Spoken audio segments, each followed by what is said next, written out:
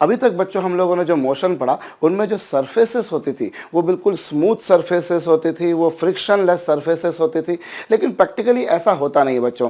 Surface एकदम चिकनी सतह हो ऐसा होता नहीं है, उसमें कुछ ना कुछ, भले फिर वो बहुत ही माइक्रोस्कोपिक लेवल पर हो, पर उसमें कुछ ना कुछ जो है बच्चों रफनेस होती है। हो सकता है कोई सरफेस हमें दिखने में बिल्कुल स्मूथ दिख रही हो लेकिन वो स्मूथ हो नहीं। जैसे एग्जांपल के तौर पे बच्चों इस डस्टर की सरफेस, ये मुझे हाथ लगाने पर लग रहा है कि साहब ये बड़ी स्मूथ सरफेस है, बड़ी चिकनी सतह है, लेकिन प्रैक्टिकली ऐसा नहीं है बच्चों। इसमें हल्के हल्के डॉट्स हैं, हल्की हल्की इसमें रफनेस, हल्का हल्का बच्चों इसमें खुरदुरापन है। और ऐसे केस में क्या होता है बच्चों, अगर मैं किसी बॉडी को ऐसी सरफेस पे रखकर मूव कराता हूं या मूव कराने की कोशिश करता हूं तो ऑफ कोर्स मुझे जो एफर्ट्स लगाना पड़ते हैं वो रिलेटिवली ज़्यादा लगाना पड़ते हैं। ये तो हम समझ सकते हैं बच्चों कि अगर मैं किसी बॉडी को स्मूथ सरफेस पे मूव कराऊंगा then it will be very easy for me to move this object over this smooth surface, but if I want to move it on a rough surface then efforts would be more, efforts required would be more. ज़्यादा efforts लगाना पड़ेंगे, ज़्यादा ताकत लगाना पड़ेगी, ज़्यादा बल लगाना पड़ेगा। और ये जो रफ सरफेसेस के बीच में बच्चों जो फोर्स एक्ट करता है, जो खुरदुरी सतह होती है बच्चों, उनके बीच में जो बल लगता है उस बल को हम बोला करते हैं घर्षण बल या फिर फ्रिक्शनल फोर्स, जिसे सिंपली फ्रिक्शन का नाम भी दिया जाता है। तो what is the frictional force? It is simply force between two rough surfaces when they are moved with respect to each other और when they are try to move against each other. अभी हम पूरे बातों को समझेंगे detail में, लेकिन मैं एक बार फिर से डिफाइन कर रहा हूं बच्चों। Frictional force is the force of interaction between two bodies when they are moved with respect to each other or when they are tried to move against each other. इस हम एक एक्सपेरिमेंट से समझते हैं बच्चों, काफ़ी डिटेल में हम लोग इस बारे में समझ पाएंगे। फिर देखिए, मैं काम करता हूं कि मैं एक सरफेस लेता हूं। हो सकता है कि सरफेस मुझे बिल्कुल स्मूथ दिख रही है, जैसा मैंने आपसे कहा कि the surface is assumed to be smooth but is not perfectly smooth, there is certain roughness. हो सकता है बहुत ही कम रफनेस हो, अब बहुत ही कम हो, माइक्रोस्कोपिक लेवल पर हो बच्चों, पर जरूर मिलेगी, होगी जरूर। अब ये कोई सरफेस है बच्चों, इस पर मैंने किसी ऑब्जेक्ट को किसी भारी से संदूक को, बच्चों संदूक समझ होंगे मेरे ख्याल से, एक बहुत ही हैवी बक्सा मैंने ले लिया, एक हैवी बॉक्स मैंने ले लिया। अब मैं क्या कर रहा हूं बच्चों, इस बॉक्स को इस सरफेस पे मैंने रख दिया और मैं इस पर आकर समवट, मान लीजिए मैं इस पर 50 न्यूटन का फोर्स एक्ट करता हूं। मान लीजिए कि मैंने इस पर कुछ 50 न्यूटन का फोर्स लगाया, पर यह बक्सा नहीं चल पाया। मैंने इस पर 50 न्यूटन का फोर्स लगाकर इसे मूव कराने की कोशिश करी, but box is not moving, box is at rest.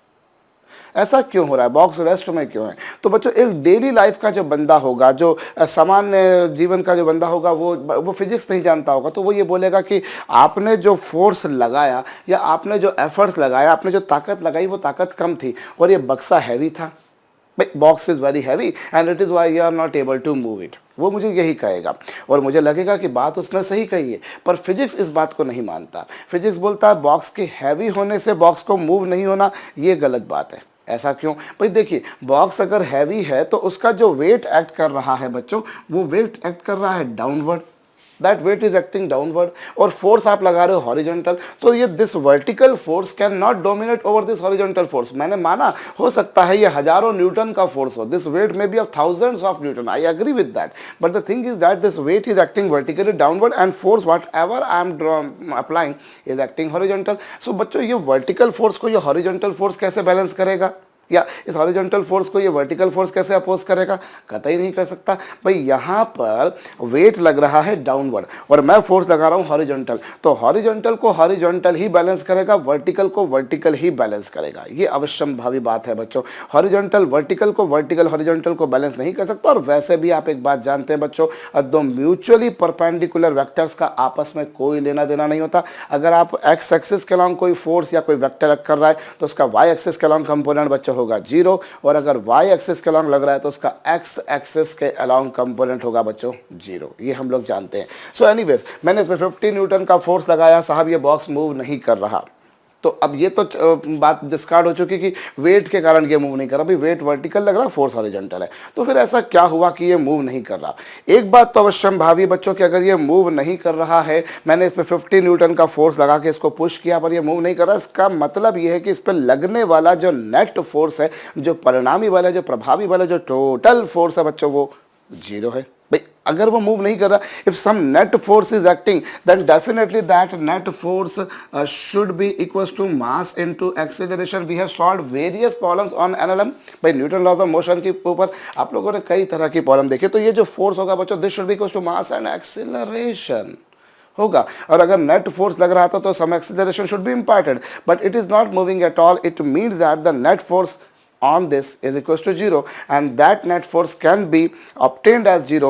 अगर इस तरह से कुछ हो कि 50 न्यूटन मैंने इस पर इधर लगाया है तो 50 न्यूटन का फोर्स ही इस पर इधर भी लग जाए, इस पर 50 न्यूटन का फोर्स इधर भी लग जाए तो ये मूव नहीं करेगा. लाजमी है बच्चों. भाई इधर 50 लगाया, अगर इधर भी 50 लग जाए तो वो मूव नहीं करेगा. तो अब बात आती है ये 50 न्यूटन उस पर किसने लगाया.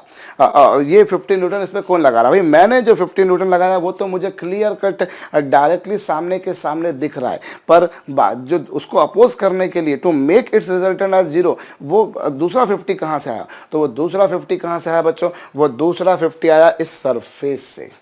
इस सरफेस ने आपने जिस सरफेस पे इसको रखा था, मे बी वो ग्राउंड हो या कुछ टेबल की सरफेस हो, उस ग्राउंड पे या उस टेबल की सरफेस ने उसके ऊपर सरफेस के पैरेलल एक फोर्स लगाया और इस तरीके से देखिए इन दोनों का रिजल्टेंट 0 हो गया. मेरे ख्याल से आपको ये समझ में आया होगा.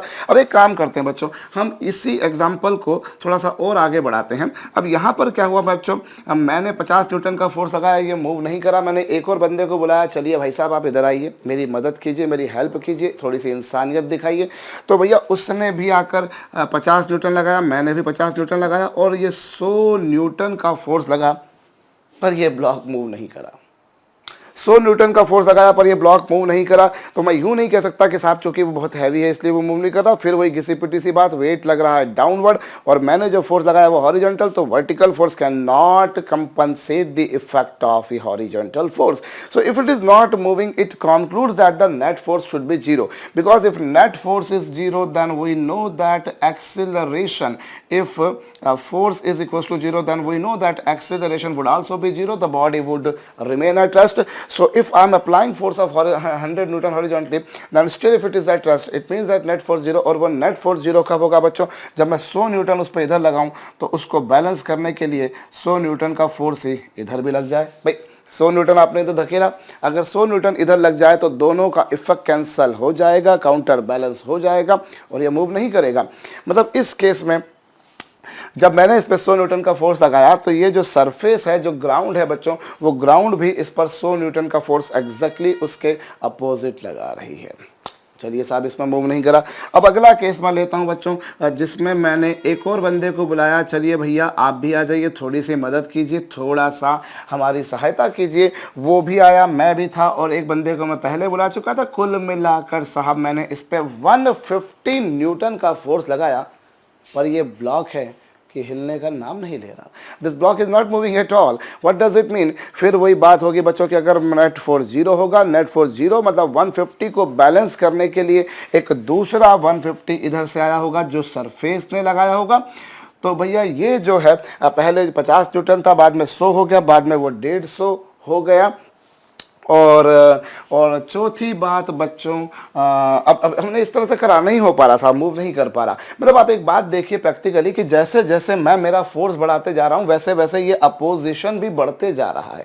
मैंने 50 न्यूटन लगाया, अपोजिशन 50, मैंने 100 न्यूटन लगाया, अपोजिशन 100, मैंने 150 लगाया, अपोजिशन भी 150. और इसी तरीके से बच्चों अब मैं एक काम करता हूँ, मैं एक चौथे व्यक्ति को बुलाता हूँ, थोड़े भारी भरकम किस्म के, थोड़े से विशाल काय, थोड़े से स्ट्रॉन्ग हैंड्स वाले व्यक्ति को, और बोलता हूं आप भी आकर फोर्स लगाइए. तो चारों मिलकर फोर्स लगाते हैं. अब वो अपने फोर्स को बढ़ाता है, 25 न्यूटन करता है साहब, 25 न्यूटन करता है, ब्लॉक मूव नहीं कर रहा. मतलब अगर मैंने 170 टोटल 175 हो गया. भाई ये तीनों 50 50 50 150 ऑलरेडी लगा रहे हैं. चौथा व्यक्ति जो है बच्चों, he is applying the force of 25 Newton, the total force 175 Newton, but the block is at rest. Block rest में है, ब्लॉक मूव नहीं कर रहा. इसका मतलब यह है साहब कि अपोजिशन भी 175 का है. अभी धीरे धीरे जो फोर्थ पर्सन है बच्चों, he is increasing his force gradually. पहले उसने अपना 50 किया, 150, धीरे धीरे अपने फोर्स को बढ़ा रहा, 25 किया, 30 किया, उसने 45 कर दिया, 45 कर दिया सपोज कीजिए. तो मतलब कुल मिलाकर कितना हो जाएगा साहब, 150 प्लस 45 विल बिकम 195. भाई चारों का जो सम हो जाएगा वो 150 तो यही हो चुका प्लस 45 वो हो जाएगा, तो कुल मिलाकर 195 पर ये ब्लॉक मूव नहीं कर रहा है। उस चौथे व्यक्ति ने 49 न्यूटन तक अपने फोर्स को बढ़ाया, ये ब्लॉक मूव नहीं करा, मतलब अगर वो 49 लगा रहा मतलब टोटली 199 न्यूटन हो जाएगा, पर ब्लॉक मूव नहीं कर रहा है, मतलब बच्चों अभी अपोजिशन भी 199 का लग रहा है। जब उस चौथे व्यक्ति ने अपनी पूरी ताकत का इजहार कर दिया, सपोज कीजिए कि उस चौथे व्यक्ति ने 50 न्यूटन पूरा लगा दिया, तो जाकर हमने ये देखा कि ये जो ब्लॉक था, जो हिलने का नाम नहीं ले रहा था, जो टच से मस नहीं हो रहा था, जब चौथे व्यक्ति ने अपनी पूरी ताकत यानी कि 50 न्यूटन टोटल कुल मिलाकर बच्चों 200 न्यूटन हो गया, तब जाकर ये ब्लॉक जस्ट मूव करता है, तब जाकर ये ब्लॉक मूव करता है। When applied force is increase up to 200 newton then this block just begins to move. ये ब्लॉक बच्चों जस्ट बिगिन करता है, और अगर मैंने मान लीजिए 200 लगा दिया तो जाकर ब्लॉक ने जस्ट मूव करना शुरू किया। तो अब वो सिचुएशन आई है जब हमारे बाजुओं में इतना दम आ चुका है, या अब हम सोच सकते हैं कि हाँ अब जो है ये ब्लॉक मूव कर रहा है, मतलब अब हमारे द्वारा जो अप्लाइड फोर्स है बच्चों वो फ्रिक्शन वो जो अपोजिंग फोर्स था बच्चों उससे डोमिनेट हो चुका है। Otherwise in these all situations you can see that whatever force is applied by us is equal to the opposing force. इतना ही यहाँ पर था, इतना यहाँ पर था, इतना यहाँ पर था। यहाँ भी मैंने देखा साहब 20 मतलब 175 हुआ तो अपोजिशन भी 175, और 195 हुआ तो अपोजिशन भी 195। अगर मैंने अप्लाइड फोर्स को 49 कर दिया, मतलब टोटल फोर्स को 199 कर दिया, तो अपोजिशन भी 199 हो गया। जस्ट जब मैंने 200 किया then this block just moves, तब ये जाकर बस मोशन को पकड़ता है या मोशन करता है। तो ये वो केस होगा बच्चों जिसमें वो मूव कर रहा है। अदरवाइज अभी तक दोनों फोर्सेस बराबर थे, अपोजिंग फोर्स और applied force, they both were magnitude wise equal but the directions were opposite. So ये वो सिचुएशन होगी बच्चों जब ब्लॉक मूव करेगा, और इस स्थिति में या परिस्थिति में हमारे द्वारा अप्लाइड फोर्स अपोजिंग फोर्स से ज़्यादा हो जाएगा बच्चों, अब जाकर ब्लॉक मूव करेगा। और एक बार अगर ब्लॉक मूव करना शुरू कर दिया बच्चों, तो उसके बाद में क्या होगा, once it begins to move, once it has started its motion, afterwards what will happen बच्चों, आफ्टरवर्ड्स आप अगर इसको मूव करेंगे तो आप देखेंगे कि वो जो अपोजिशन आपको जो पहले झेलना पड़ रहा था, जितना विरोध जितना प्रतिरोध आपको पहले झेलना पड़ रहा था, अब आपको उतना प्रतिरोध झेलना नहीं पड़ेगा, अब अपोजिशन आपको कम झेलना पड़ेगा। पहले जितना पोजीशन आपको झेलना पड़ा था भैया इस केस में या इस केस में या इस केस में, रिलेटिवली हल्का सा अपोजिशन कम हो जाएगा। एक बड़ा कॉमन सी एग्जांपल बच्चों मैं आपको बताता हूँ। देखिए हमारे घर में कोई बहुत भारी सी अलमीरा पड़ी हुई है, अलमारी पड़ी हुई है, शेल्फ पड़ी हुई है बच्चों, और हमने क्या करा, दिवाली के समय पर जनरली हम लोग साफ सफाई करते हैं। अलग अलग घरों में अलग अलग समय पर होती है, कई जगह पर भैया हर महीने भी होती होगी, मैं ऐसा नहीं कह रहा हूँ, बट यूजुअली कोई भी घर हो, अमूमन जो मेन हमारा जो फेस्टिवल होता है उस फेस्टिवल पर अलग अलग धर्मों संप्रदायों का अलग अलग होता है। मैं जस्ट अगर दीपावली का एग्जाम्पल ले रहा हूँ, तो बच्चों अब हम दिवाली पर सफाई करने जा रहे हैं, तो हमारे घर में एक बहुत भारी सी अलमीरा पड़ी हुई है। अब हम उसको हिलाते हैं तो घर के 3-4 मेंबर आके उसको हिलाते हैं, इधर से उधर करते हैं, चलिए साहब झाड़ू वाड़ू लगाई, पेंट वेंट करना है, वाइट वॉश वगैरह करना है, करेंगे हम लोग।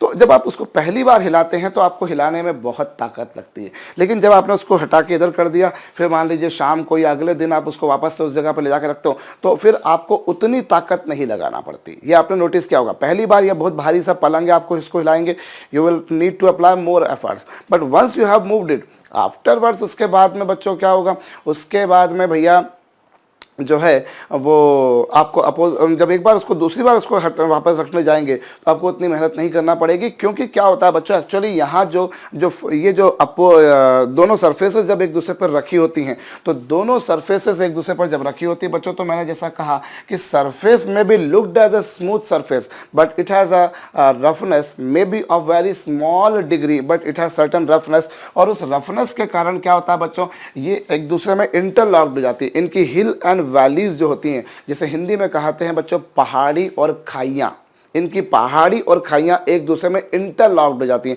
एक दूसरे में धंस जाती हैं, और उनके उस धंसने के कारण क्या होता है बच्चों, ये जो अपोजिशन है वो उसी कारण आ रहा है। तो ये जो अपोजिशन आ रहा है, ये जो इंटरलॉकिंग हो गई है उसके कारण आ रही है, और अगर वो ज़्यादा देर तक के लिए पड़ी रहेगी तो इंटरलॉकिंग भी ज़्यादा हो जाएगी, लेकिन अगर आप उसको ज़्यादा देर के लिए नहीं रहने दें तो इंटरलॉकिंग जो होगी बच्चों वो कम हो जाएगी। तो क्या होता है, बरसों से ये संदूक यहाँ पड़ा हुआ था, इंटरलॉकिंग बहुत ज़्यादा हो गई थी, लेकिन एक बार उसने जब मोशन करना शुरू कर दिया तो फिर वो इंटरलॉकिंग पहले की जितनी ज़्यादा नहीं हो पाएगी, क्योंकि अब वो लगातार मूव करती जा रही है, इट इज़ मूविंग कॉन्टिन्यूसली।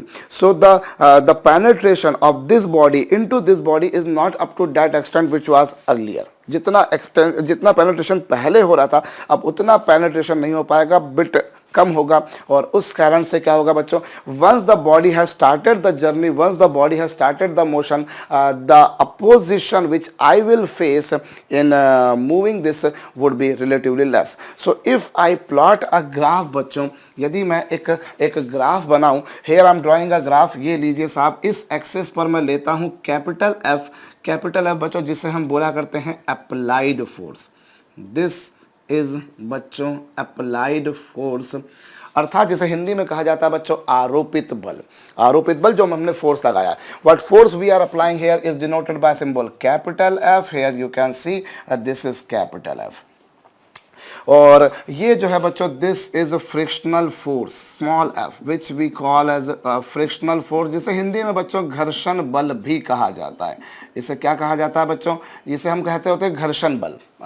जो अपोजिशन हो रहा है हमारा उसे हम बोला करते हैं frictional force, and generally it is denoted by symbol small F. So if you plot a graph between that applied force and frictional force, what you will find. देखिए जब आपने 50 लगाया फ्रिक्शनल फोर्स भी 50, जब आपने 100 फोर्स लगाया तो frictional force भी 100, जब आपने 150 लगाया फ्रिक्शनल फोर्स भी 150, जब आपने 175 किया फ्रिक्शनल फोर्स भी 175, 195 के टाइम पर फ्रिक्शनल फोर्स भी 175, और 195 के टाइम 199 के टाइम पर बच्चों 195 के टाइम पर फ्रिक्शनल फोर्स भी 195 था, और 199 के टाइम पर फ्रिक्शनल फोर्स भी 199। So what I may mean to say by this, what force is I am applying, the same opposition, same restriction, same hindrance I am facing. So if I am plotting a graph between these two, naturally I can say that would be a straight line, and that straight line would be making an angle of 45 degree necessarily with either of these two axes, because we can see that the magnitude of this small f and this capital F are necessarily equal, as you can see. So if their magnitudes are equal, the graph would be absolutely a straight line which would be the angle bisector of these two lines। वो उन दोनों के बिल्कुल चूंकि values बराबर हैं, जितनी value इसकी है साहब उतनी वैल्यू इसकी है, जितनी वैल्यू इसकी है साहब उतनी वैल्यू इसकी है। What is the value of this is the value of this। So what I can say, the graph would be a straight line, as I told earlier, is making angle 45 degree with the x-axis or with any of the axis। भाई जब ये 50 था ये 50, जब ये 100 तो ये 100, जब ये 150 भैया तो ये भी 150। अगर ये अप्लाइड फोर्स 50 है फ्रिक्शनल फोर्स भी 50 है, अप्लाइड फोर्स 100 है अब फ्रिक्शनल फोर्स भी 100 है, अप्लाइड फोर्स 150 है तो फ्रिक्शनल फोर्स भी 150 है।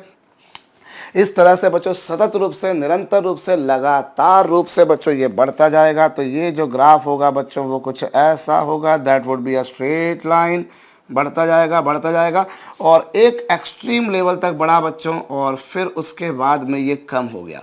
एक एक्सट्रीम लेवल तक बढ़ा, उसके बाद में ये कम हो गया बच्चों। देखिए आप ये बढ़ता गया, हद से हद कहाँ तक बढ़ा, जैसे मैंने ये जो एग्जांपल लिया था बच्चों वो 199 तक बढ़ा था। भाई ये मैं ये नहीं बोल रहा हूँ कि हर केस में यही 50, 150, 199 आपको मिलेंगे, ये तो जस्ट मैंने अपने मर्जी से कुछ टेंटेटिव वैल्यूज़ ली हैं। बट मैंने ये देखा कि साहब ये मैक्सिमम से मैक्सिमम कितना गया 199 तक, और उसके बाद में जब ये मोशन करना शुरू कर दिया, अब अगर मैं अपना अप्लाइड फोर्स बढ़ाता हूं तो मैं देखूंगा कि फ्रिक्शनल फोर्स में there is a very small decrease, बहुत हल्का सा उसमें कमी आएगी बच्चों। आप देख सकते हैं, मैं इसको थोड़ा सा बड़ा कर देता हूं ताकि आपको क्लियर दिखाई दे। तो ये लीजिए साहब, यहाँ पर जो ग्राफ बनेगा that would be something like this, हल्का इस तरह से कुछ कमी आएगी बच्चों। और ये जो होगी बच्चों, this is the maximum value of frictional force, this is the maximum value of frictional force. और ये वो केस था बच्चों जिसमें आप यहाँ पर ये देख रहे हैं, जो मैंने इसका ग्राफ बनाया, इस केस में आप देखें तो ये वो वाला सेक्शन था बच्चों, ये ग्राफ का वो वाला सेक्शन था जिसमें बॉडी रेस्ट में थी। ये बॉडी काय में थी बच्चों, रेस्ट में थी। Body was static, body move नहीं कर रही थी। बॉडी मूव नहीं करी थी। इसमें बॉडी मूव करी? बिल्कुल नहीं, नहीं, नहीं। 199 तक वो मूव नहीं करी। 199 के बाद में फिर वो, अगर मैं 5वें व्यक्ति को, 6ठे व्यक्ति को, 7वें व्यक्ति को बुलाता हूँ तो फिर मैं देखूंगा कि अब जाके वो मूव करेगी। So this is the section of the graph बच्चों which is saying that the body is at rest, the body is static. But afterwards once my applied force has exceeded the value of 199, thereafter the body starts moving, and this is the case बच्चों in which I can say that the body is kinetic। ये वो case होगा बच्चों जिसमें body kinetic होगी, जिसमें वस्तु गतिमान होगी। तो बच्चों ये वो केसेस है जिसमें बॉडी रेस्ट में है, मतलब स्टैटिक है। ये वो केस है बच्चों जिसमें बॉडी मूविंग है, यानी कि काइनेटिक है। होप आपको मेरी बात समझ में आई होगी। तो ये स्टैटिक वाला केस है बच्चों, वो काइनेटिक वाला केस है। और जब बॉडी स्टैटिक रहती है बच्चों, जब वस्तु स्थैतिक रहती है, जैसे हिंदी में कहते हैं, तो उस समय जो फ्रिक्शनल फोर्स लगा करता है बच्चों, उससे हम बोला करते हैं स्टैटिक फ्रिक्शनल फोर्स। हम इसे क्या नाम देंगे बच्चों? We will call it static frictional force, यानी कि स्थैतिक घर्षण बल, जैसा कि आप देख पा रहे हैं इस डायग्राम से।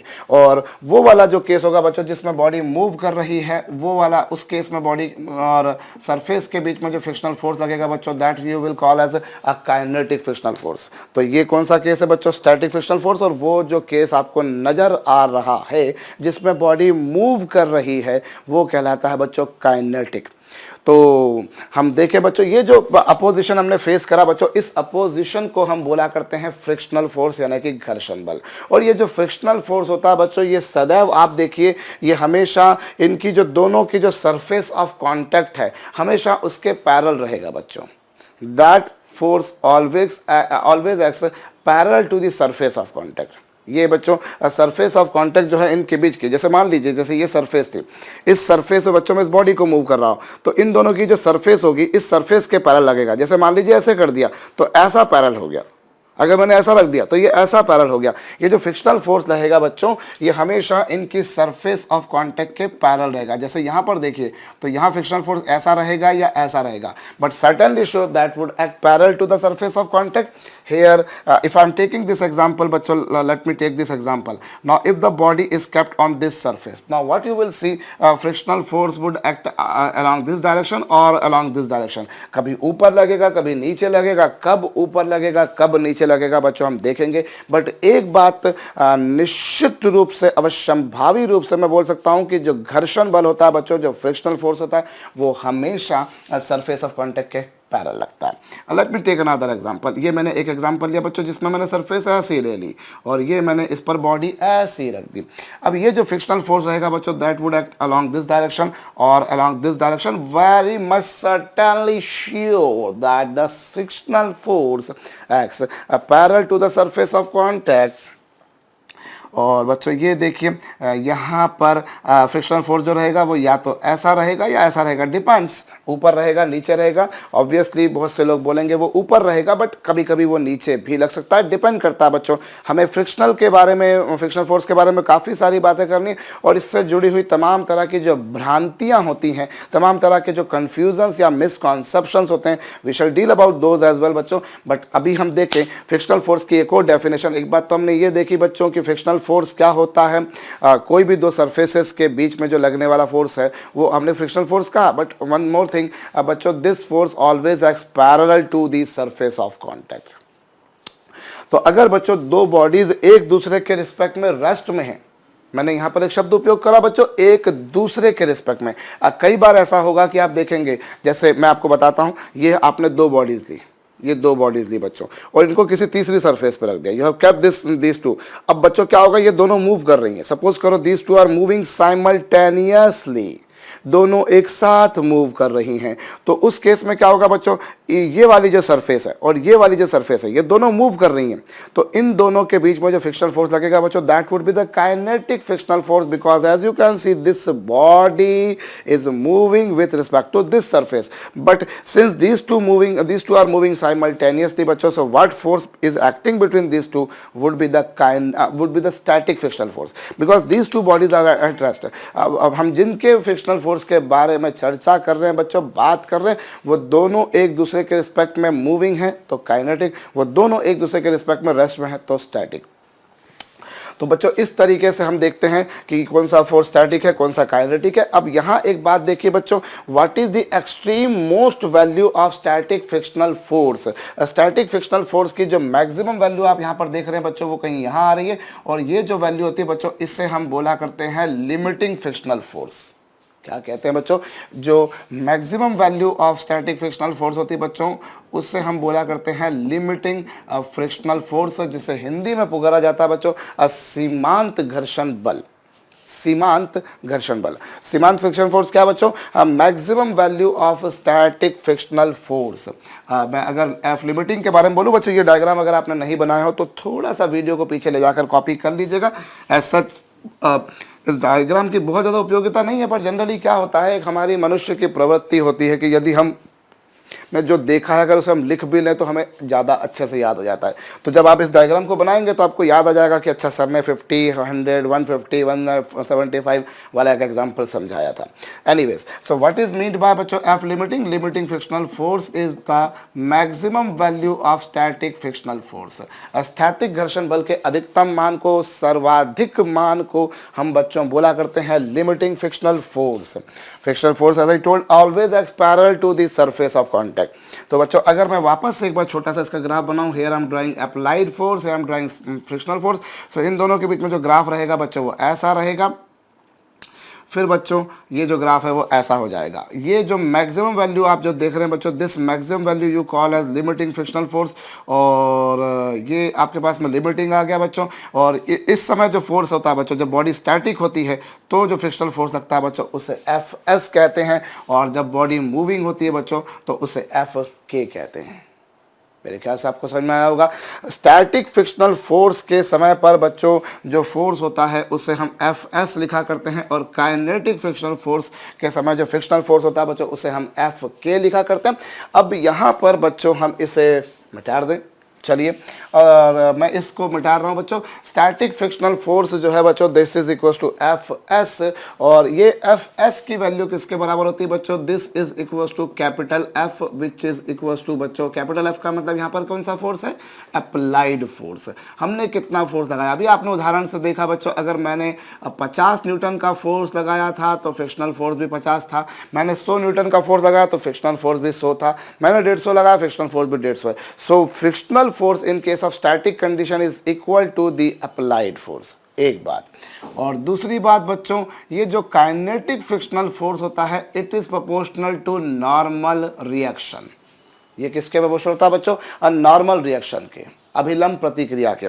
Kinetic frictional force which we use to represent by symbol F K is proportional to the normal reaction। बच्चों when a body is kept over the surface, जब भी आपने किसी बॉडी को किसी सरफेस पे रखा, फिर भले आप उसे मूव कराएं या मूव नहीं कराएं, as I keep this body over the surface, whether I am moving it or I am trying to move it, one thing is certainly sure बच्चों, always there is a force between these two bodies which is always perpendicular to the surface of contact, which we commonly call as normal reaction। Here for example you can see that this normal reaction would be along this direction, because normal reaction का मतलब होता है बच्चों normal यानी perpendicular. Physics में normal word का मतलब होता है बच्चों परपेंडिकुलर, लंबवत, और राइट एंगल जिसे हम कहते हैं बच्चों।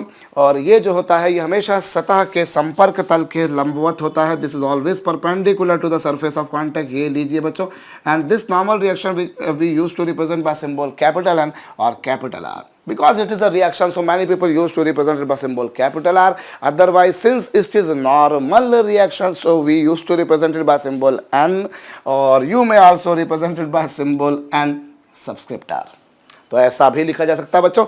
तो जब आपने इस सरफेस पर इस बॉडी को रख दिया तो एक बात तो तय है, भले आप उसे मूव कराएं या मूव नहीं कराएं, अभिलंब प्रतिक्रिया बच्चों अवश्यम भावी रूप से कार्य करेगी, निश्चित रूप से काम करेगी। तो वो ये बोल रहा है बच्चों कि जो काइनेटिक फ्रिक्शनल फोर्स होता है वो नॉर्मल रिएक्शन के प्रोपोर्शनल होता है। यहाँ पर यदि मैंने प्रोपोर्शनल का साइन हटा दिया तो बच्चों I would put a constant there, मैं यहाँ पर एक कांस्टेंट लगा दूंगा, और वो जो कांस्टेंट होगा बच्चों उसे हम म्यू के से रिप्रेजेंट कर रहे हैं। उसे हम काहे से रिप्रेजेंट कर रहे हैं बच्चों? म्यू के से। और ये जो म्यू के होता है बच्चों मैं उसे यहाँ लिख रहा हूँ, इस म्यू के को हम बोला करते हैं बच्चों काइनेटिक फ्रिक्शनल फोर्स कोफिशिएंट। इसे क्या नाम देंगे बच्चों? गतिक घर्षण बल गुणांक, काइनेटिक फ्रिक्शनल फोर्स कांस्टेंट, या फिर कोफिशिएंट भी कहते हैं, कांस्टेंट भी कह सकते हैं, कोफिशिएंट भी कह सकते हैं। वैसे मोर कॉमनली जो होता है बच्चों उसे हम लोग कोफिशिएंट ही कहते हैं। और नेचुरल सी बात है बच्चों, it is a unitless quantity, इसकी कोई यूनिट नहीं होगी। क्यों यूनिट नहीं होगी इसकी? Because here you see this is a force, this is also a force, so naturally this comes out to be a unitless, a dimensionless quantity. तो बच्चों ये जो है काइनेटिक फ्रिक्शनल फोर्स जो है बच्चों, that is proportional to normal reaction which is proportional, which is eliminating the sign of proportion, we need to put a constant which we commonly call as a kinetic frictional force coefficient, or you can also say बच्चों coefficient of kinetic frictional force। इससे आप क्या नाम दे सकते हैं बच्चों? Also you can call this as a kinetic coefficient of kinetic frictional force। Coefficient of kinetic frictional force मैं लिख ही देता हूं। चलिए ये लीजिए साहब, म्यू के को हम क्या बोलेंगे? Here we will call it this quantity as coefficient of kinetic frictional force. बड़ी सिंपल सी बात है बच्चों, मैं एक बार फिर से बोल रहा हूं, दिस इज अ क्वांटिटी बच्चों विच इज यूनिटलेस, जिसकी कोई इकाई नहीं होती, जिसकी कोई डायमेंशंस नहीं होती।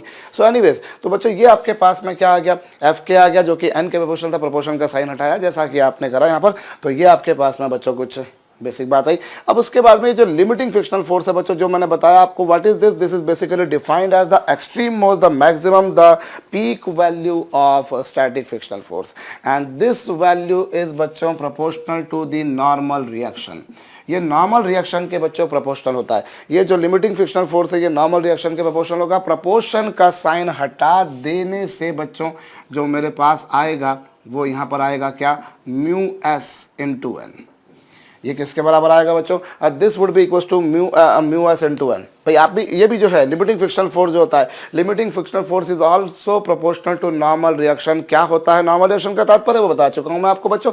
तो यहाँ जो लिमिटिंग फ्रिक्शनल फोर्स होगा वो होगा बच्चों mu S into N, where mu S is obviously, mu S जो होता है बच्चों वो होता है, सारी कहानी वैसी की वैसी रहेगी बच्चों, उसे हम बोलेंगे coefficient of static frictional force या फिर static frictional force coefficient, static frictional force coefficient या फिर बच्चों coefficient of static frictional force. लेकिन ज़्यादा मॉडिफाइड लैंग्वेज में अगर मैं कहूँ बच्चों तो ये कहना थोड़ा सा गलत होगा कि स्टैटिक फ्रिक्शनल फोर्स कोफिशिएंट या फिर coefficient of static frictional force. इससे ज़्यादा बेहतर तो कहना ये होगा बच्चों कि इसे हम कहें limiting frictional force coefficient. I must say this is a limiting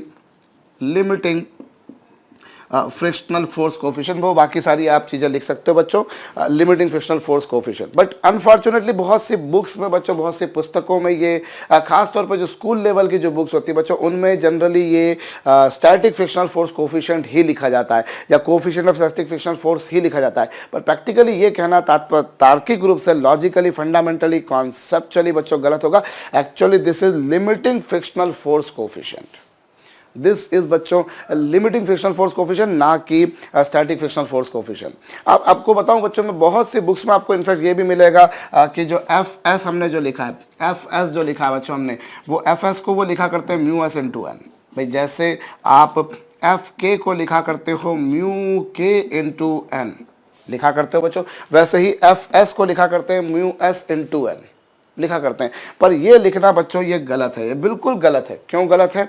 क्योंकि बच्चों ये जो स्टैटिक फ्रिक्शनल फोर्स होता है ये वेरिएबल फोर्स है। आप देखिए इसकी फोर्स की वैल्यू लगातार चेंज हो रही है। इसके बारे में हम यूं भी बोल सकते हैं बच्चों कि ये जो स्टैटिक फ्रिक्शनल फोर्स होता है, दिस वैल्यू, ये देखिए ये वेरिएबल है, ये चेंज होते जा रहा है, ये चेंज होते जा रहा है। ये kinetic frictional force of course constant है। आप अप्लाइड फोर्स को ढेरों बढ़ाइए, कोई आपको दुनिया की ताकत नहीं रोक सकती, लेकिन kinetic frictional force is of course a constant quantity. Here you see what is the value, here is the value, here is the value, here is the value, here is the value, here. So as far as kinetic frictional force is concern बच्चों, that is a constant quantity without any doubt. लेकिन ये जो static frictional force है बच्चों, this is a variable quantity. As you can see this is varying, ये बदल रहा है टाइम के साथ में लगातार जैसे जैसे आपने इसको बढ़ाया बच्चों वैसे वैसे ये बढ़ते जा रहा है। इसीलिए बच्चों इसको एक और नाम से कहा जाता है, इससे हम कहते होते हैं सेल्फ एडजस्टिंग फोर्स। इससे हम क्या कहते हैं बच्चों? This we also call self adjusting force. क्यों? क्योंकि ये अपनी वैल्यू को अपने साथ साथ चेंज कर रहा है, खुद से चेंज कर रहा है। आपने 50 लगाया, इसने 50 हो गया, इसने आपने 100 लगाया, ये भी 100 हो गया, आपने 150 लगाया, ये भी 150 हो गया, आपने 199 लगाया, ये भी 199 हो गया। तो ये जो फिक्शनल फोर्स है बच्चों, ये जो फिक्शनल फोर्स है, कौन सा, स्टैटिक वाला, ये अपनी वैल्यू को खुद से चेंज कर रहा है। इसकी वैल्यू फिक्स नहीं है, इसकी वैल्यू फिक्स और नहीं है बच्चों, ये चेंज हो रही है। इसीलिए हम इसको बोला करते हैं कि this is self adjusting force, और we also call it variable force, परिवर्ती बल है बच्चों। हाँ, काइनेटिक बिल्कुल कांस्टेंट है, और वो जो होता है बच्चों वो नॉर्मल रिएक्शन के प्रोपोर्शनल होता है। प्रोपोर्शन का साइन हटाया, कांस्टेंट लगाया, चैप्टर क्लोज, फिनिश, खेल। लेकिन बच्चों जहाँ तक मैंने जैसे आपसे बताया कि एफ एस बराबर म्यू एस इंटू एन लिखना गलत होगा बच्चों। एफ एस बराबर हम म्यू एस इंटू एन नहीं लिखते, एफ लिमिटिंग बराबर म्यू एस इंटू एन जरूर लिख सकते हैं बच्चों। आप एफ लिमिटिंग बराबर म्यू एस इंटू एन जरूर लिख सकते हैं, बिकॉज जो लिमिटिंग फिक्शनल फोर्स है बच्चों उसकी जो भी वैल्यू होगी वो फिक्स होगी। लेकिन जहां तक स्टैटिक का सवाल है बच्चों, तो वो तो सतत रूप से, निरंतर रूप से, लगातार रूप से चेंज हो रहा है। स्टैटिक तो लगातार भैया चेंज हो रहा है। और तो इसीलिए क्या होगा बच्चों, हम यहाँ पर बोलें कि एफ लिमिटिंग जो होगा that is equal to mu S into N. अब यहाँ एक बात आप देखिए बच्चों, इस डायग्राम से हम लोग एक चीज़ समझ सकते हैं कि जो एफ लिमिटिंग होता है, एफ लिमिटिंग जो होता है बच्चों वो एफ के से ज़्यादा होता है। आप देखिए, आपको डायग्राम में देख के समझ में आ रहा है बच्चों कि हाँ साहब एफ लिमिटिंग जो है वो एफ के से ज़्यादा है भाई, यहाँ पर दिख रहा है आपको। तो उस बेसिस पर बच्चों हम क्या बोल सकते हैं, अभी मैंने लिखा एफ लिमिटिंग। एफ लिमिटिंग किसके बराबर है बच्चों, एफ लिमिटिंग है बच्चों म्यू एस इंटू एन के बराबर, और ये किसके बराबर है, दिस इज म्यू के इंटू एन। अभी एन से एन कैंसिल हो जाएगा बच्चों, उस आधार पर म्यू एस जो आएगा वो म्यू के से क्या आएगा बच्चों, ज़्यादा। एफ लिमिटिंग की value mu S into N थी। मैंने आपसे पहले भी कहा बच्चों कि म्यू एस को कुछ लोग स्टैटिक फिक्शनल फोर्स कोफिशिएंट कहते हैं, पर वो कहना कॉन्सेप्चुअली गलत होगा बच्चों। उससे हमें कहना चाहिए लिमिटिंग फिक्शनल फोर्स कोफिशिएंट, या फिर coefficient of limiting frictional force. तो बच्चों ये इसके बराबर है, ये इसके बराबर है। सॉल्व करेंगे बच्चों, we can conclude definitely that this mu S would always be greater than mu K. बच्चों म्यू एस की वैल्यू म्यू के तो वड्डी होनी हैगी भाई। क्यों वड्डी होनी हैगी भाई, लिमिटिंग फिक्शनल फोर्स ज़्यादा होगा और काइनेटिक कम होगा। ऐसा क्यों, मैंने थोड़ी देर पहले आपको बताया था बच्चों, ये बॉडी बरसों से यहाँ रखी हुई थी, तो इनमें बहुत ज़्यादा जो है साहब इंटरलॉकिंग हो गई थी। इनकी पहाड़ी और खाइयाँ, इनकी हिल एंड वैलीज एक दूसरे में भयंकर रूप से पेनिट्रेट हो गई थी। अब मैंने जब इनमें जो हिल एंड वैलीज है बच्चों वो भयंकर रूप से पेनिट्रेट हो गई थी।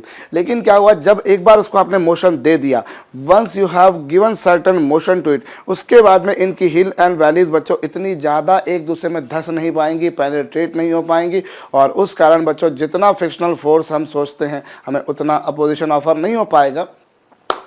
इसीलिए बच्चों हम कह सकते हैं कि लिमिटिंग वाला फिक्शनल फोर्स ज़्यादा होता है, म्यू एफ के कम होता है, और उस आधार पर बच्चों म्यू एस की वैल्यू म्यू के से ज़्यादा होती है। तो ये कुछ काम की बातें हम लोगों ने देखी बच्चों। अभी हम इस पर कुछ एक कॉन्सेप्चुअल क्वेश्चंस करते हैं बच्चों, जिससे हमारा फंडामेंटल्स बहुत अच्छी तरीके से क्लियर हो जाएंगे।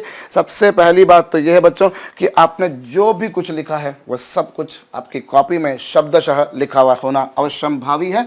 मैं इसे मिटाने जा रहा हूँ, अगर कुछ भी आपने कॉपी नहीं करा हो तो कर लीजिएगा बच्चों।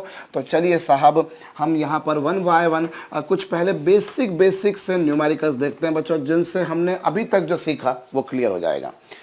एक ब्लॉक दे रखा है बच्चों 5 kg का, हॉरिजॉन्टल सरफेस पे रखा हुआ है। अब ब्लॉक है बच्चों 5 kg का, हॉरिजॉन्टल सरफेस पे रखा है। ये लीजिए मैंने रख दिया साहब, और इन दोनों के बीच में जो कोफिशिएंट ऑफ फ्रिक्शन है साहब वो है 0.5। कितना है बच्चों, कोफिशिएंट ऑफ फ्रिक्शन 0.5 है।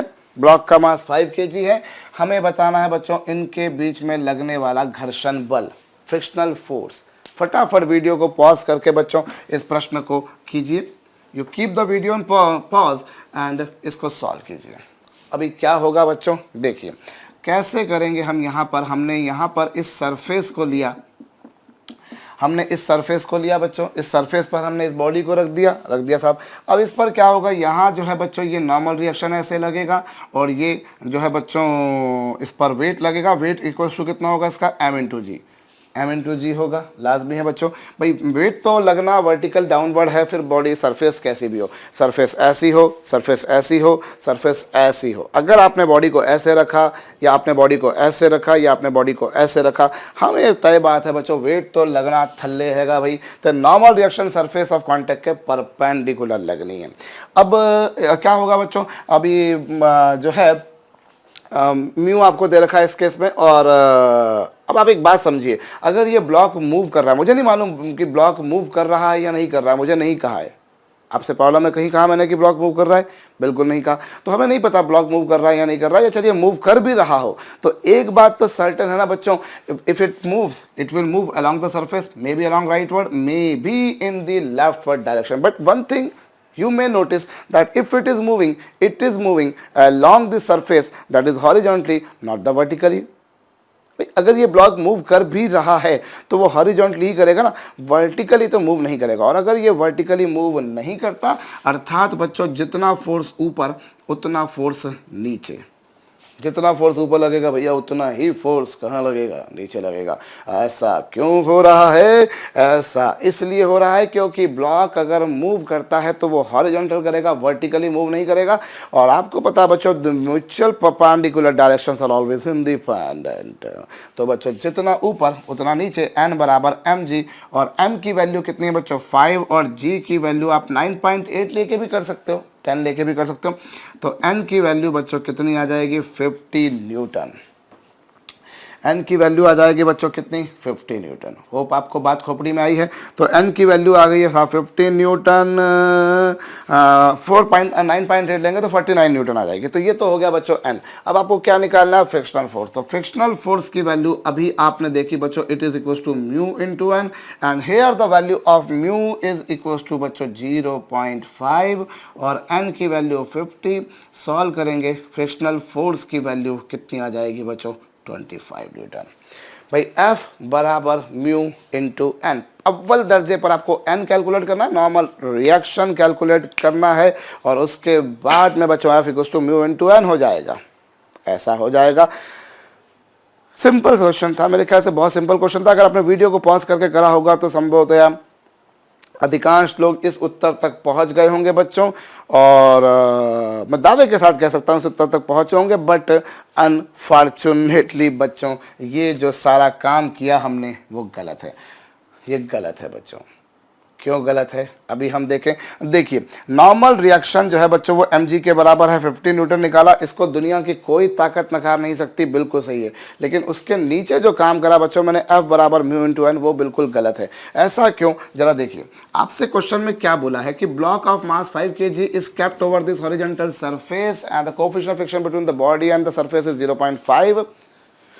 What is the frictional force? घर्षण बल कितना लगेगा? एक बात आप इसमें समझिए ना भैया, क्या एक बात आप इसमें यह समझिए कि जब आप इस पे आपने कोई फोर्स लगाया, whether you have applied certain force, नहीं लगाया, ये सरफेस पे रखी हुई है, मैंने इस पे कोई फोर्स लगाया, बिल्कुल नहीं लगाया। मैंने इसको मूव कराया, मूव कराने की कोशिश करी, नहीं करी। मतलब कुल मिलाकर ये है बच्चों कि अप्लाइड फोर्स जो है वो जीरो है, और अप्लाइड फोर्स जीरो है तो क्या ये बॉडी मूव करेगी? आप बॉडी पर जब तक फोर्स लगाओगे नहीं तब तक वो मूव कैसे करेगी? ये जरूर हो सकता है कि आप उस पर फोर्स लगा रहे हो पर वो मूव नहीं कर रही है, दैट कैन हैपन कि मैं इस पर फोर्स लगा रहा हूँ वो मूव नहीं कर रही है, but without the application of some external force a body can not move. अपने आप तो वो मूव नहीं कर सकती। Newton's first law of motion, if a body is at rest will remain at rest unless until acted upon by some external force. जब तक कोई एक्सटर्नल फोर्स नहीं लगाने का बाबा तब तक उसने मूव नहीं करने का। फोर्स लगाओ मूव करेगी, वो बात की वो मूव करेगी कि नहीं करेगी फोर्स लगाने के बाद, but without the application of force it can not move. So और मैंने इस क्वेश्चन में मुझे कहीं नहीं बोला कि I have applied this force, मैंने कहीं नहीं बोला। मतलब ये हो गया साहब कि कैपिटल F की जो वैल्यू होगी बच्चों that would be equal to कितना 0। कोई मुझे दिया ही नहीं इस बारे में। और अगर उस केस में कोई अगर नहीं कराए तो मतलब बॉडी जो है बच्चों वो रेस्ट में है, स्टैटिक है। The body is at rest, body move नहीं कर रही। और अगर बॉडी मूव नहीं कर रही बच्चों तो उसका मतलब यह है कि इस केस में स्टैटिक फ्रिक्शनल फोर्स लगेगा, एंड स्टैटिक फ्रिक्शनल फोर्स बच्चों you must be knowing is equal to the capital F that is applied force. So I can say that static frictional force is equal to बच्चों 0 हो जाएगा। एक बार फिर से बोले दे रहा हूं बच्चों, वेट लग रहा है नीचे, नॉर्मल रिएक्शन लग रहा है ऊपर, बात यहां तक की बिल्कुल ठीक थी। फ्रिक्शनल फोर्स बराबर म्यू इंटू एन लगा, बिल्कुल ठीक है। लेकिन एफ बराबर म्यू इंटू एन बच्चों दो स्थिति में लगता है। एक स्थिति जब बॉडी मूव कर रही हो, एक स्थिति जिसमें बॉडी लिमिटिंग में हो। लिमिटिंग में होगी तो म्यू एस लिखोगे और काइनेटिक में होगी तो म्यू के लिखोगे।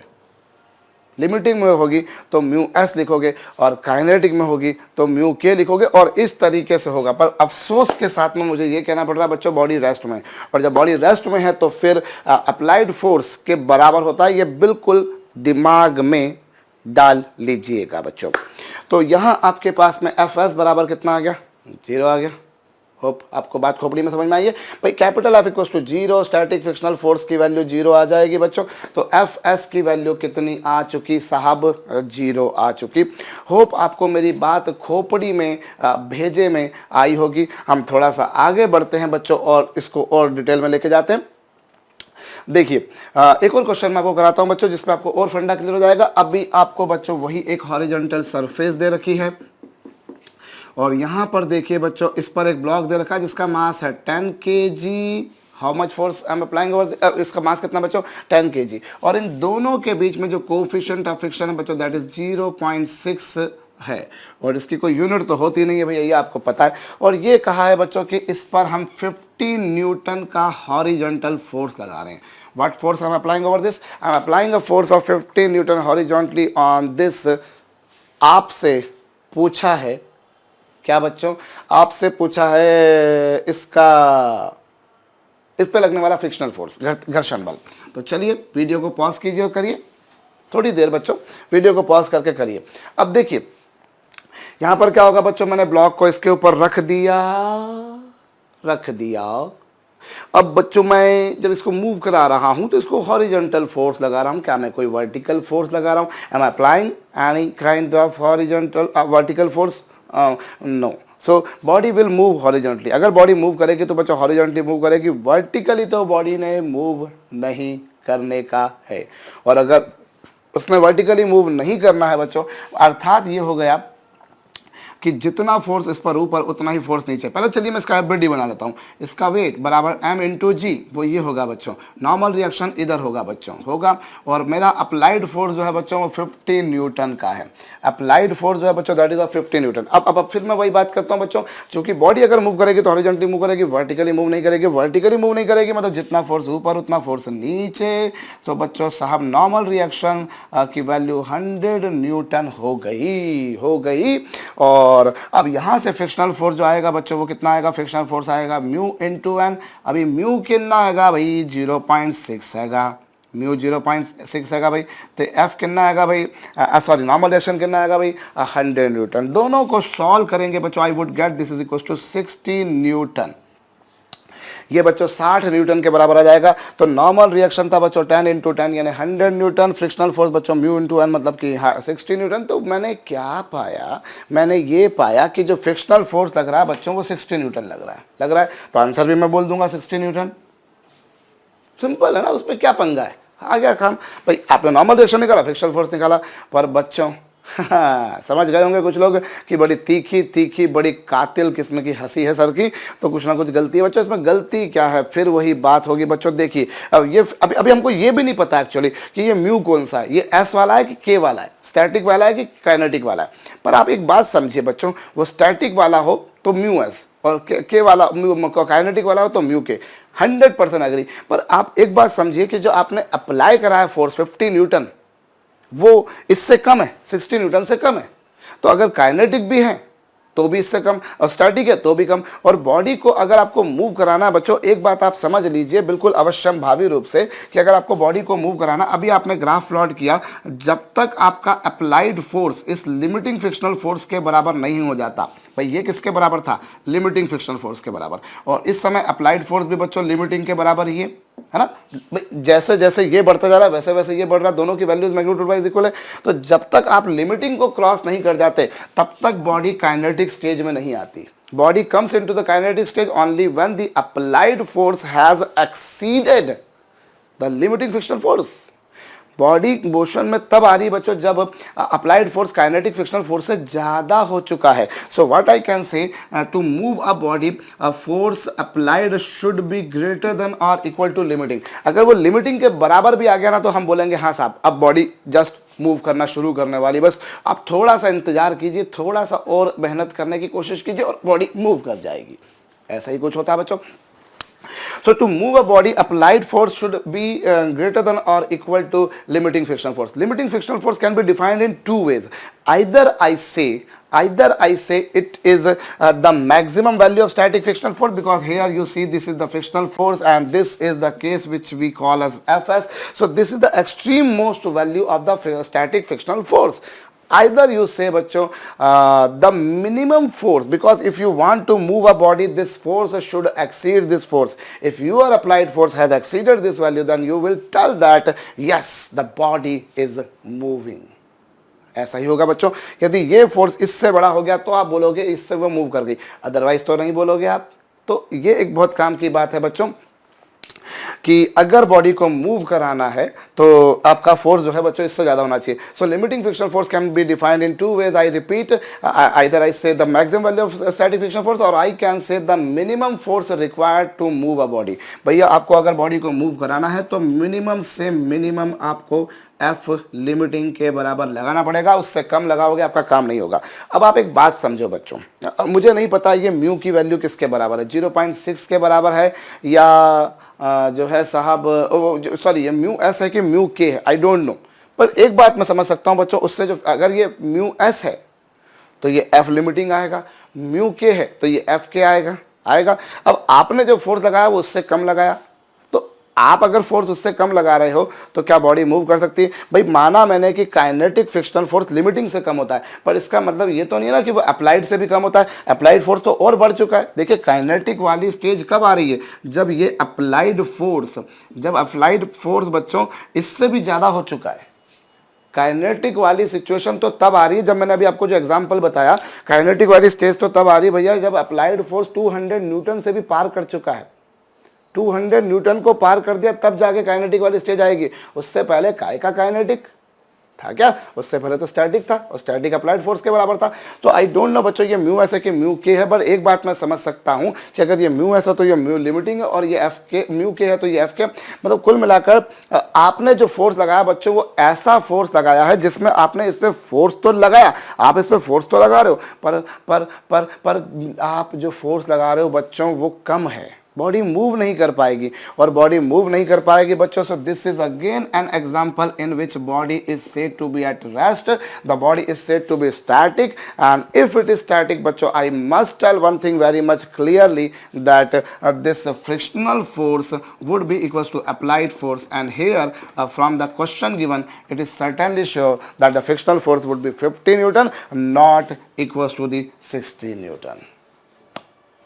बात भेजे में आई होगी क्या कि यहाँ जो एफ एस होगा बच्चों that would be equals to किसके बराबर, that would be equals to applied force which is you can see equals to 50 newton बच्चों, 50 न्यूटन के बराबर आ रहा है।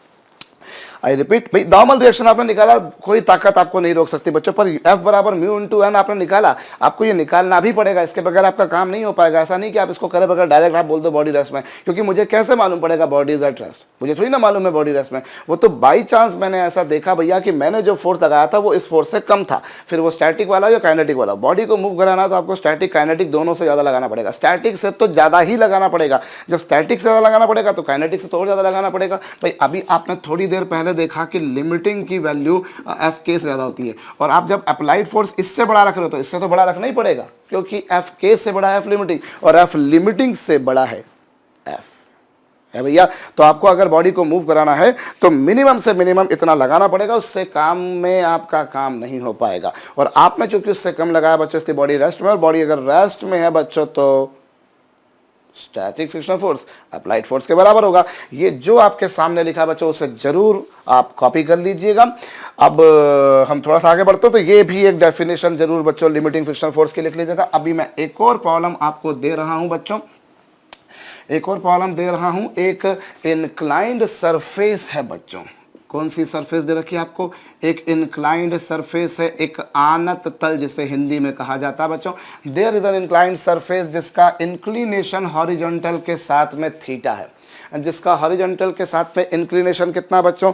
थीटा है। A body of mass m is at rest at this surface. एक बॉडी है बच्चों m मास की जो इस सरफेस पर रेस्ट में रखी हुई है।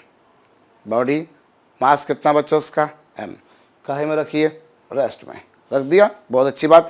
और बॉडी और सरफेस के बीच में जो कोएफिशिएंट ऑफ फ्रिक्शन है बच्चों वो म्यू है। The coefficient of friction between body and surface is mu.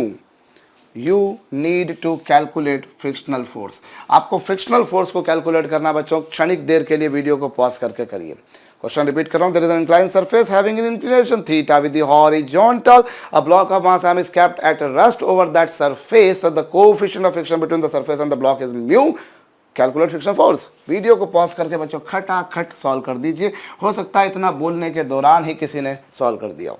तो देखिए ये जो है बच्चों यहाँ पर ये इंक्लाइंड सरफेस है। ये लीजिए साहब, ये इंक्लाइंड सरफेस जिसका हॉरिजॉन्टल के साथ में इंक्लिनेशन थीटा है। ये m मास की बॉडी को मैंने इस पे रख दिया साहब। अभी क्या होगा बच्चों, आप एक बात जानते हो कि इस पर जो mg है बच्चों, जो इसका वेट होता है वो तो हमेशा वर्टिकली डाउनवर्ड लगता है। अब आप इस mg को अगर इधर रिजॉल्व करोगे बच्चों, तो इधर आपको पता है इसका कंपोनेंट जो आएगा बच्चों, that is equal to mg cos theta, mg cos theta. और नॉर्मल रिएक्शन जो है बच्चों, that would always act perpendicular to the surface of contact. दो बातें सर्टन होती है बच्चों की, वेट हमेशा वर्टिकल डाउनवर्ड लगता है, फिर भले सरफेस ऐसी हो, सरफेस ऐसी हो, सरफेस ऐसी हो, सरफेस ऐसी हो, हमेशा नॉर्मल रिएक्शन ऐसे लगता है।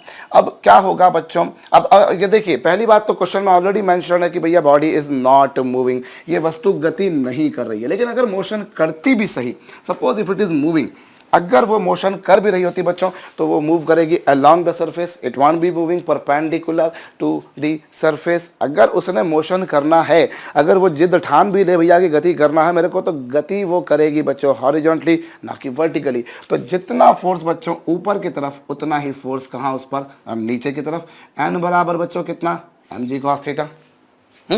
एन बराबर mg cos theta. Normal reaction आ जाएगा बच्चों, क्योंकि एफबीडी बनाऊंगा अगर इसका बच्चों, तो एफबीडी बनाऊंगा तो इधर कितना फोर्स लगेगा? इधर लगेगा साहब mg cos थीटा। ये बच्चों नॉर्मल रिएक्शन लगेगा ऊपर, तो n बराबर कितना आना आएगा भाई? n बराबर mg cos थीटा आना आएगा। चलो भाई चंगी गल आ गई हुन की भाई फ्रिक्शनल फोर्स कढ़ना सानू। फ्रिक्शनल फोर्स की वैल्यू किसके बराबर बच्चों? म्यू इंटू एन बराबर मतलब कितना बच्चों? Mu into mg cos theta. Simple है भैया, फ्रिक्शनल फोर्स बराबर म्यू इंटू एन, अब म्यू mg cos थीटा। समझ गए होंगे शायद कुछ लोग। सर मुस्कुरा दिए, मतलब दाल में कुछ काला है, या फिर पूरी दाल ही काली है। भैया ये भी जो लिखा है ये गलत है। मेरे कुछ भाइयों बहनों ने ये जरूर करा होगा, 2 क्वेश्चन गलत कर देने के बाद भी ये गलतियां करते हैं बच्चों। देखिए, और मैं गलतियां क्यों कराता हूं मैं आपको वो बता देता हूं। कोई लोग बोल सकते हैं कि टाइम वेस्टिंग है भैया, सीधा सही सॉल्यूशन कराइए, पर बच्चों ये हमारी टेंडेंसी है, जब तक हम गलत नहीं करेंगे तब तक हमको सही याद नहीं होगा। एक बहुत अच्छी कहावत है बच्चों की, success comes from experience and experience comes from bad experience. बहुत अच्छी बात है बच्चों। तो आपको बैड एक्सपीरियंस मिलना जरूरी है, जब तक वो ठोकरें नहीं पड़ेंगी तब तक हम वो ठाकुर नहीं बन पाएंगे। सो इसीलिए बच्चों ये मालूम होना जरूरी है, बिकॉज मैं मानता हूं कुछ लोग ऑफकोर्स सही प्रोसीड कर चुके होंगे, बट कुछ लोगों ने ये करा होगा। ये गलत क्यों है बच्चों? क्योंकि देखिए यहां बहुत स्पष्ट नजर आ रहा है प्रश्न में कि body is at rest, body is at rest, and if body is at rest, I may say बच्चों, I must say in fact it is static frictional force which is represented by symbol Fs, which is equals to capital F. static frictional force बच्चों applied force के बराबर होगा applied force के बराबर होगा। Applied force कितना बच्चों इस केस में? इस केस में जो अप्लाइड फोर्स होगा that would be equals to बच्चों कितना? अप्लाइड फोर्स किसके बराबर होगा? भाई बॉडी रेस्ट में है, आपको यही समझ जाना चाहिए था कि भैया ये F बराबर म्यू इंटू एन नहीं लगेगा, because body is at rest, static frictional force which is equal to applied force. अभी अप्लाइड फोर्स कितना है बच्चों? हमने तो इस पे कोई फोर्स लगाया क्या? भाई मैंने ये सरफेस पे इसको रख दिया, am I applying any force?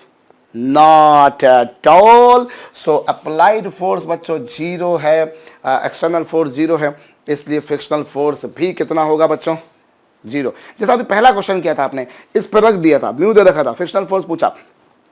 अब ना तो मैंने बॉडी को मूव कराया, ना ही बॉडी को मूव कराने की कोशिश करिए, तो नेचुरल सी बात है बच्चों, this would be equal to, वो जीरो था, तो वैसे ही बस यहाँ पर भी हो जाएगा। तो स्टैटिक फ्रिक्शनल फोर्स है which is equal to capital F is equal to zero, answer zero आ गया। पर बच्चों ये भी गलत है, मैं ये भी गलत है। अगर आपने ऐसा भी करा है, और मैं दावे के साथ कह सकता हूँ भैया कि ऐसा भी कुछ लोगों ने जरूर करा होगा, और जिन्होंने करा होगा वो मंद मंद मुस्कुरा रहे होंगे कि अरे सर को मालूम पड़ गया। सर को मालूम पड़ना जरूरी था बच्चों। यहाँ पर जो है कुछ लोग ये मूर्खता कर जाते हैं, बच्चों अब थोड़ा सा सोचिए कि माना मैंने कि आपने इस पर फोर्स नहीं लगाया, आपने अपने बाजुओं से इस पर फोर्स नहीं लगाया बच्चों, पर ये बॉडी पर बच्चों ग्रेविटी ने तो फोर्स लगाया ना, along द सरफेस कितना फोर्स लगा, mg sin theta. along the surface कितना फोर्स लगा बच्चों, mg sin theta. You can see from the diagram, mg को रिजॉल्व करेंगे, mg cos theta, mg sin theta. तो ये mg sin थीटा तो एक ऐसा फोर्स है ना बच्चों जो इसको मूव कराने की कोशिश कर रहा है। हमने नहीं लगाया, डेट्स ओके, पर हम बात ये थोड़ी ना कि हम लगा रहे हैं, उस पर कोई एक्सटर्नल फोर्स लग रहा है कि नहीं लग रहा है। Of course that mg sin theta जिस पे लग रहा है बच्चों, it is trying to pull this body downward, कि वो उसको बोल रहा है नीचे आ जाओ, नीचे आ जाओ, नीचे आ जाओ, बोल रहा है उसको। तो ये बच्चों mg sin थीटा जो है, this is the external force in this situation, and if this is acting in this direction बच्चों, one thing is certainly sure that frictional force would be acting in upward direction, and here since the body is at rest, the static frictional force would be equals to the applied force which you can see from the diagram is equals to mg sin theta. So static frictional force in this situation would be equals to mg sin theta. आई होगी मेरी बात आपको खोपड़ी में बच्चों। हमने यहां पर क्या करा है, एफ एस बराबर कितना बच्चों, mg sin थीटा। ऐसा क्यों करा, मैं आपको फिर बोल रहा हूं। देखिए हम कुछ लोग ये करते हैं वो गलत हो गया, कुछ लोग ये करते हैं वो गलत हो गया। हम बोले हमने कोई फोर्स नहीं लगाया, अरे माना हमने कोई फोर्स नहीं लगाया, लेकिन ग्रेविटी तो उसके ऊपर फोर्स लगा रही है ना भैया, ग्रेविटी तो उसको खींचने की कोशिश कर रही है। अलॉन्ग द सरफेस आप कितना फोर्स लगा रहे हो वो आपको देखने का है।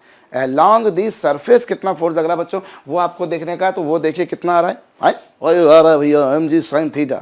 तो फ्रिक्शनल फोर्स भी जो होगा बच्चों इस सिचुएशन में कितना होगा, mg sin थीटा। होप ये एग्जांपल भी ऐसा है जिससे आपको पिक्चर अच्छी तरीके से क्लियर हुई होगी।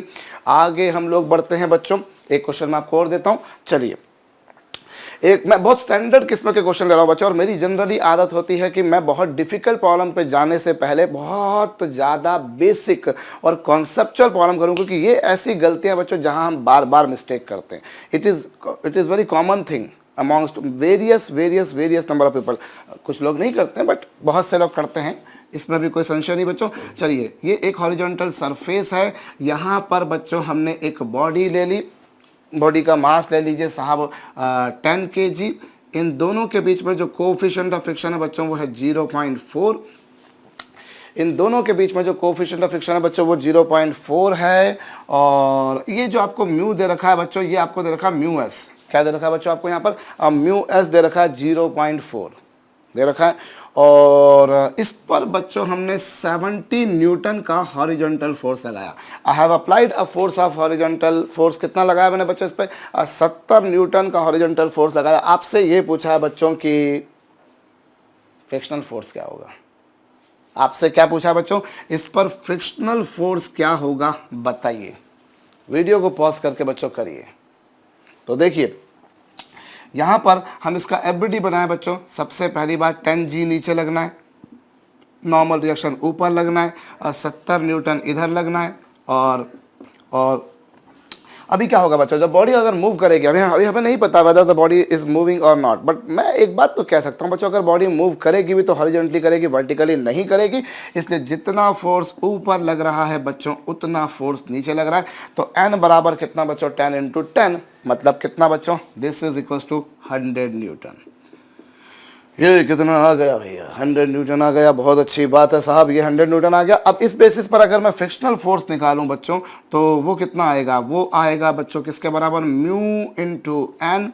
और म्यू इंटू एन मतलब कितना बच्चों, it is equal to 40 newton. Mu की वैल्यू कितनी है, अब म्यू की वैल्यू है बच्चों 0.4 और एन की वैल्यू है बच्चों कितनी, 100। म्यू 0.4 और n कितना बच्चों 100, तो दोनों का मल्टीप्लीकेशन जो होगा बच्चों that you will find as equal to 40 newton. So what I can say बच्चों ये जो फोर्स होगा, ये जो स्टैटिक फ्रिक्शनल फोर्स होगा बच्चों उसकी वैल्यू ये आई। अच्छा ये कौन सा फोर्स आया है, ये आया है बच्चों लिमिटिंग के बराबर। ये क्यों लिमिटिंग के बराबर आया, बिकॉज हमको जो यहाँ दे रखा है बच्चों वो म्यू एस दे रखा है, तो ये आ गया है लिमिटिंग फ्रिक्शनल फोर्स। और अगर ये लिमिटिंग फ्रिक्शनल फोर्स है बच्चों और आप देखिए आपने जो फोर्स लगाया है, what force you have applied is exceeding this limiting frictional force, so in this situation I may say that body is moving, so here it is kinetic situation। तो इस केस में फ्रिक्शनल फोर्स किसके बराबर आएगा बच्चों, इस case में frictional force आ जाएगा सिंपल, क्योंकि अब बॉडी मूव कर रही है, अब बॉडी मूव कर रही है, अभी तक मूव नहीं कर रही थी, पिछले तीनों सम्स में मेरे ख्याल से बॉडी मूव नहीं कर रही थी, है ना, तीनों सम्स में बॉडी मूव नहीं कर रही थी। यस, इस केस में बॉडी मूव कर रही है बच्चों, तो इस केस में बॉडी मूव कर रही है, इसलिए जो होगा फ्रिक्शनल फोर्स वो किसके बराबर होगा, म्यू इंटू एन के बराबर होगा। बॉडी अगर मूव कर रही है तो फ्रिक्शनल फोर्स होगा mu into N, solving this will give you 40 newton. तो आंसर क्या आएगा बच्चों, 40 न्यूटन। अब ये गलत है, हाँ भैया ये भी गलत है, ऐसा क्यों, कुछ लोगों ने शायद समझ लिया होगा, पर मैं आपको पहले बता दूं बच्चों ये गलत है, ये तो मेरे ख्याल से आपको समझ में आ चुका है। क्यों नहीं, अभी आपको ये भी समझ में नहीं आया कि गलत क्यों है, कुछ लोगों को नहीं आया होगा, कुछ लोगों को समझ में आ गया होगा। एक्चुअली में देखिए आपने ये जो F बराबर म्यू इंटू एन से निकाला, दैट्स ओके, बिल्कुल परफेक्ट बात है बच्चों, लेकिन आप अच्छा इसके बाद में एक तो ये गलत है, और कुछ लोग एक और आंसर मुझे बताते हैं, वो क्या कि सर उधर कितना न्यूटन था, 70 न्यूटन, सर ये कितना 40 न्यूटन। तो सर कुछ लोग मुझे ये भी बोलते हैं कि फ्रिक्शनल फोर्स सर यहाँ पर 30 न्यूटन आएगा। मैंने पूछा कैसे, सर दोनों का डिफरेंस, सर दोनों का डिफरेंस कितना, सर 70, सर 70 उधर लगा और सर फ्रिक्शनल फोर्स इधर लगा, तो दोनों का डिफरेंस कर दो सर, ये 30 आ जाएगा। सर कुछ महानुभाव ये भी बताते हैं, पर बच्चों ये गलत है। ये गलत क्यों है, बिकॉज आप फ्रिक्शनल फोर्स कैलकुलेट करने जा रहे हो और आप निकाल रहे हो इन दोनों का resultant force. What is this, अगर आपने वीडियो को पॉज करके करा होगा तो बच्चों मैं दावे के साथ कह सकता हूं, अगर 4 स्टूडेंट इस बात को देख रहे होंगे एक साथ बैठ के, तो उनमें से एक जरूर ऐसा निकलेगा जिसने ये करा होगा। बहुत ज़्यादा लोग जो है बच्चों इसमें, मतलब क्योंकि मैंने बोला आपको कि इसमें जो बड़ी सारी भ्रांतियां, बड़े सारे मिसकॉन्सेप्शन है वो करते हैं। अब ये तो कोई लॉजिकल हुआ ही नहीं, क्यों लॉजिकल नहीं हुआ, because this is 70 this is 40, तो आप दोनों का रिजल्ट निकालो भाई। अगर मैं क्लास में क्वेश्चन देता हूं, मैंने पूछा बच्चों को, एक आध मिनट का टाइम दिया, बच्चों ने सब आंसर दिया, बच्चों ने बोला 40 न्यूटन, मैंने झट से बोला नहीं है, दूसरा बोलता है सर 30 न्यूटन, 40 नहीं है तो 30 हो जाएगा यार, कर दो यार, ये होता है बच्चों। पर मुझे अफसोस के साथ में कहना पड़ रहा है कि अगर आपने ऐसा किया है तो ये गलत है। क्यों गलत है बच्चों, इसके पीछे एक सिंपल सा रीज़न ये है कि आप यहां इन दोनों का रिजल्टेंट निकाल रहे हो, and you need to determine this F, not resultant of this two. तो ये दोनों कैंसिल हो जाएंगे दोनों बच्चों, ये इन दोनों का रिजल्टेंट नहीं निकालने का है मेरे को। अब तीसरा जो बात है बच्चों वो यहां पर क्या है, एक्चुअली आप देखिए ये म्यू एस दे रखा था और म्यू एस से बच्चों ये लिमिटिंग आया, और जैसा कि मैंने आपसे कहा बच्चों कि ये बॉडी मूविंग है, ये काइनेटिक है, तो काइनेटिक होने के कारण बच्चों here kinetic frictional force will come into play which is always less than limiting frictional force. So I can say that the frictional force would be less than 40 Newton. Frictional force जो होगा बच्चों वो 40 Newton से कम होगा, frictional force 40 से कम होगा। वो कितना कम होगा ये नहीं बोल सकता, कभी कोई बोले सर 39 न्यूटन, कभी कोई बोले सर 38 न्यूटन, कोई बोले sir 39.5 Newton, that I can not से वो कितना होगा। वो 35 होगा, 30 होगा, 31 होगा, 32 होगा, 39.9 होगा, दैट आई कैन नॉट से। बट एक बात सर्टेनिटी के साथ में मैं कह सकता हूं कि हाँ साहब वो 40 से तो कम ही होगा, वो बच्चों 40 से तो कम ही होगा, ये आप अवश्यम भावी रूप से कह सकते हो। तो ये एक बहुत महत्वपूर्ण बात है बच्चों जो आपको बिल्कुल कंठस्थ, बिल्कुल स्मरण, बिल्कुल याद रखनी है कि अब काइनेटिक आ चुका है और काइनेटिक इससे कम होता है। कितना कम होता है, that is immaterial, the thing is that उससे कम होता है। तो answer would be not 40 Newton बच्चों। अगर मुझे आंसर लिखने को आएगा I would say less than 40 Newton, less than 40 Newton.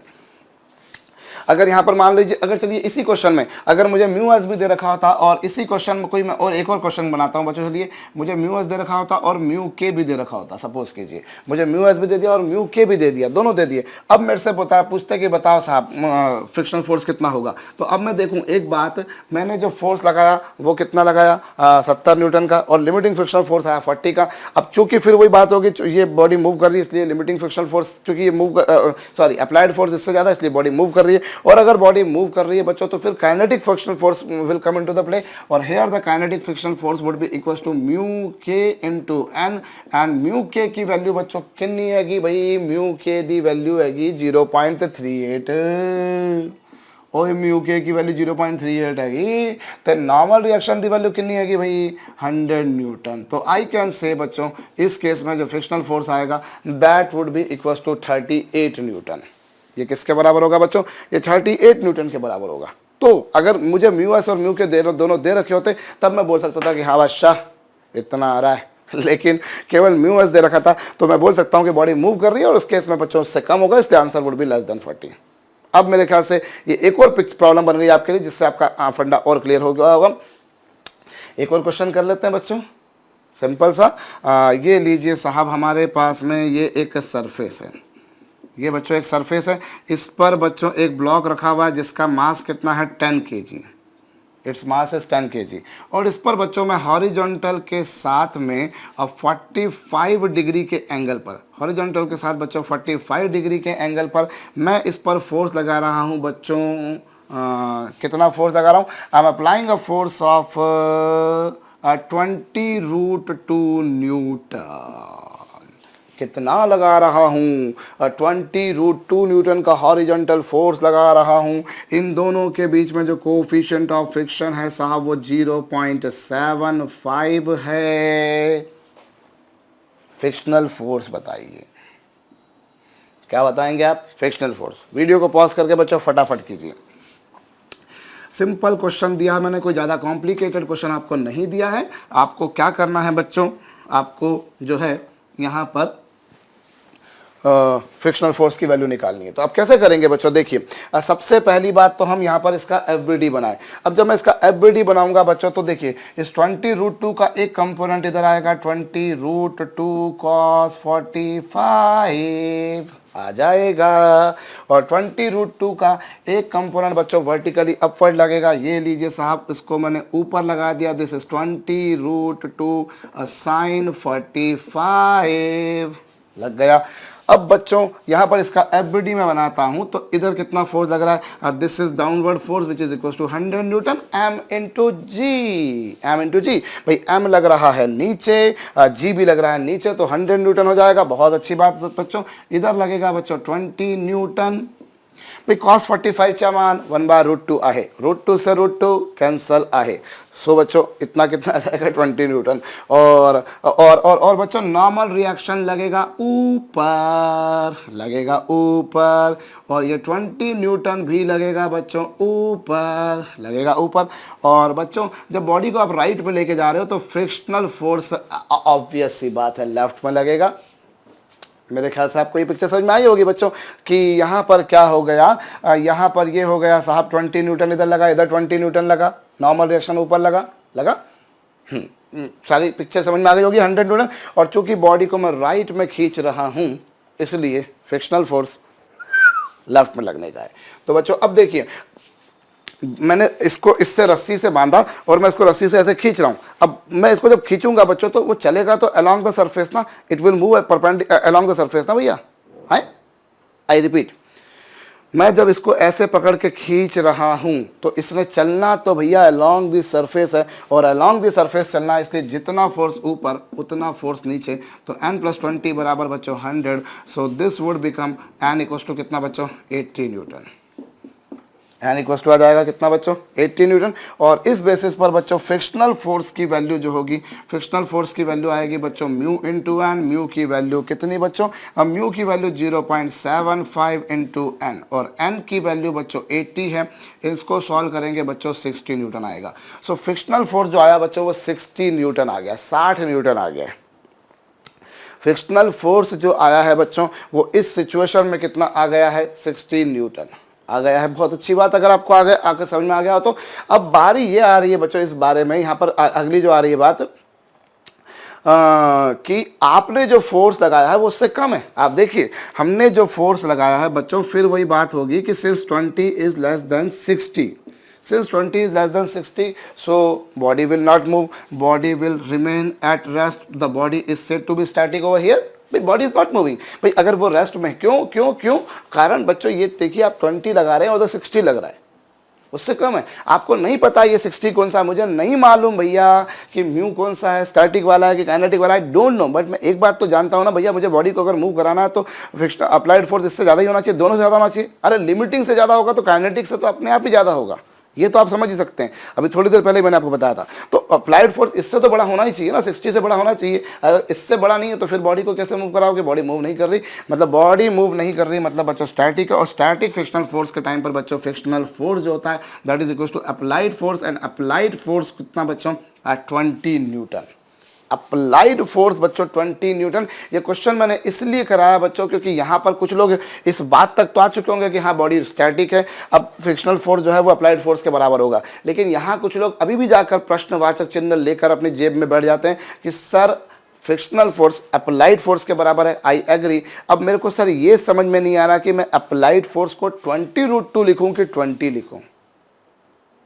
मानते हो, दिमाग में आया होगा भैया जरूर से कि मैं 20√2 लिखूं कि 20, क्योंकि अप्लाइड फोर्स तो 20√2 है। अरे मैंने माना रहे कि अप्लाइड फोर्स 20√2 है, लेकिन वो जो 20√2 लगाया है वो आपने इस एंगल पे लगाया। और हम जब बोलें बच्चों तो ये जो है static frictional force applied force के बराबर होता है, लेकिन यहाँ अप्लाइड फोर्स आपको वो वाला लेना है बच्चों which is parallel to the surface of contact, which is parallel to this surface of contact. Here this force has been applied along this direction, 20√2 is acting along this direction. I need to calculate बच्चों, I need to have that value of capital F which is along the surface, जो surface के along है बच्चों, ना कि उसके perpendicular है।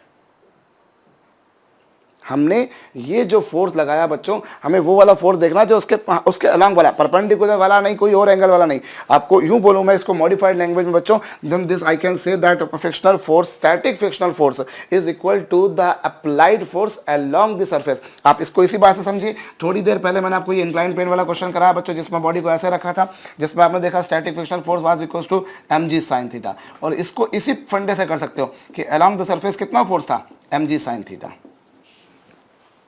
along the surface mg sin theta था, वही उसके बराबर आया था बिल्कुल। तो हम इसको अगली बार से एक फार्मूले की तरह ट्रीट कर सकते हैं कि one body is not moving, frictional force is equal to applied force, but that applied force should be parallel to the surface of contact. वो सतह के समानांतर होना चाहिए बच्चों, उसके पैरेलल होना चाहिए। आपको वो अप्लाइड फोर्स का वो कंपोनेंट लेना है जो जो जो क्या हो बच्चों, जो आपके साहब अप्लाइड फोर्स के जो सरफेस ऑफ कांटेक्ट के पैरेलल है। तो ये एक बहुत काम की बात बच्चों मैंने मेरे ख्याल से आपको बताई है।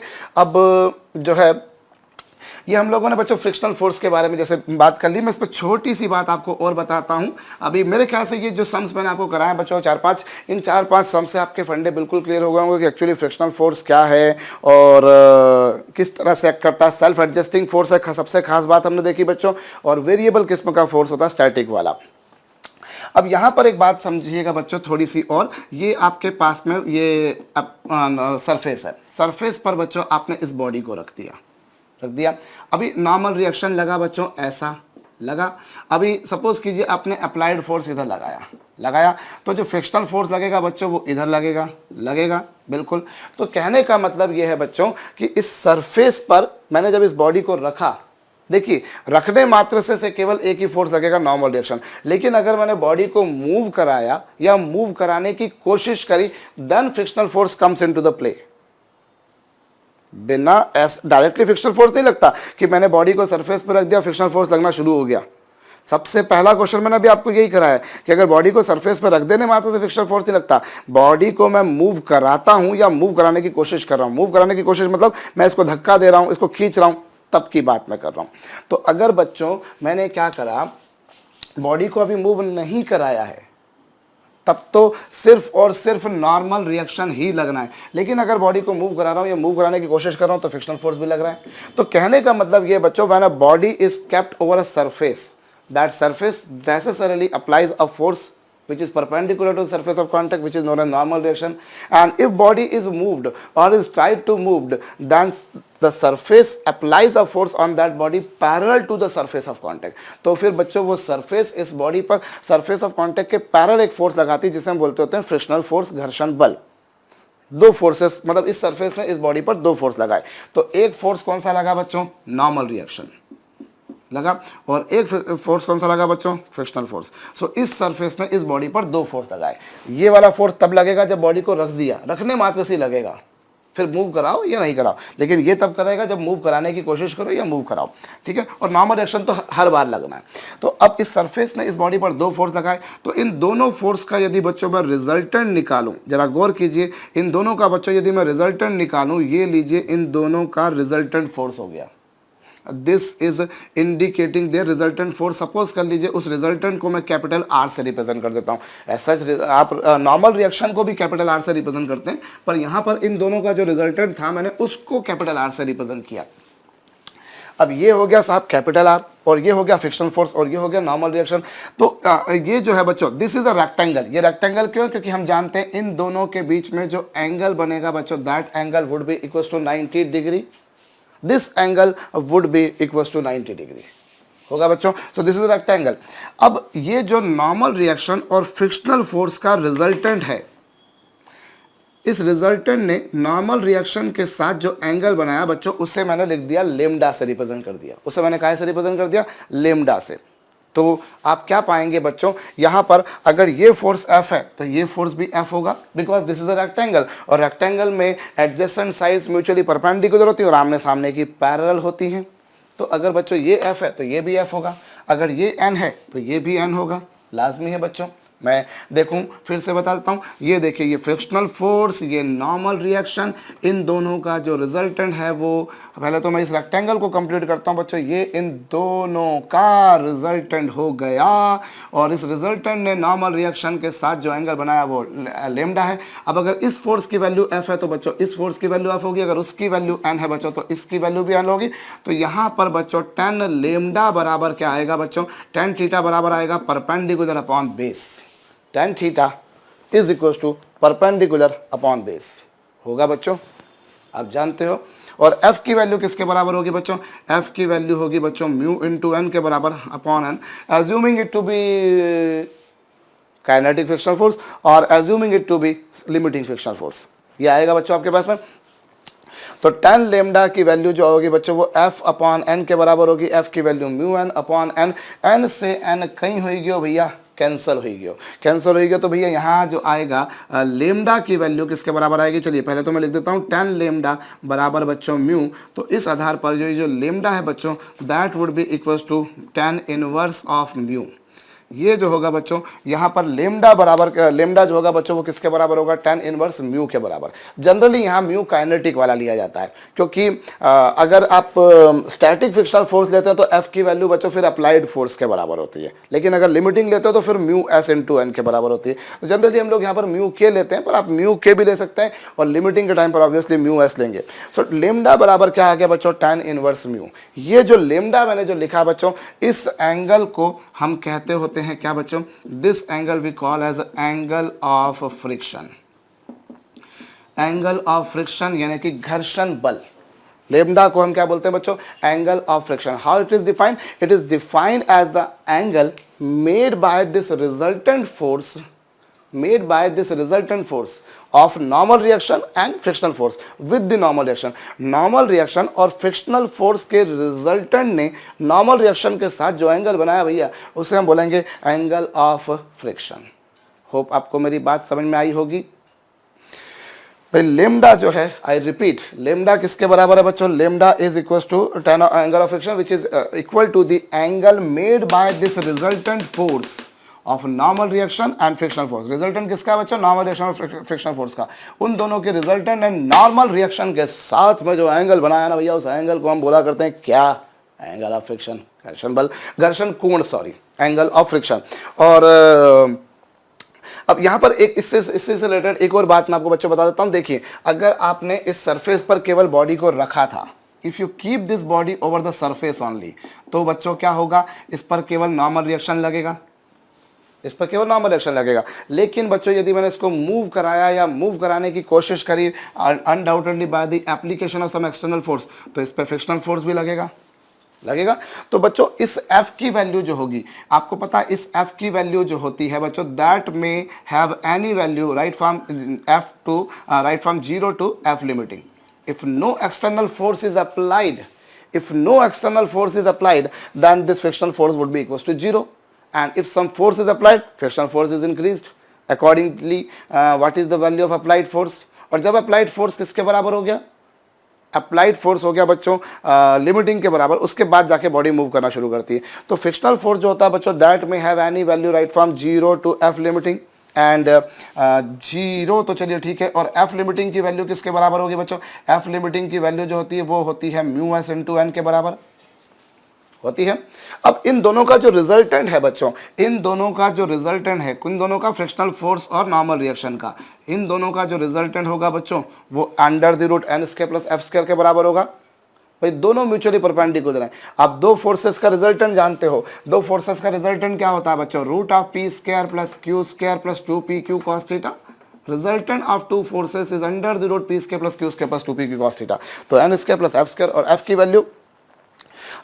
की वैल्यू जो है बच्चों, it may range any value from 0 to mu S into N. तो मतलब कहने का मतलब ये बच्चों की जो रिजल्टेंट होगा उसकी वैल्यू जो होगी बच्चों वो एन स्क्वायर प्लस 0 स्क्वायर से बच्चों under the root of N square plus mu S into N के होल स्क्वायर के बीच में लाई करेगी, इसके बीच में लाई करेगी।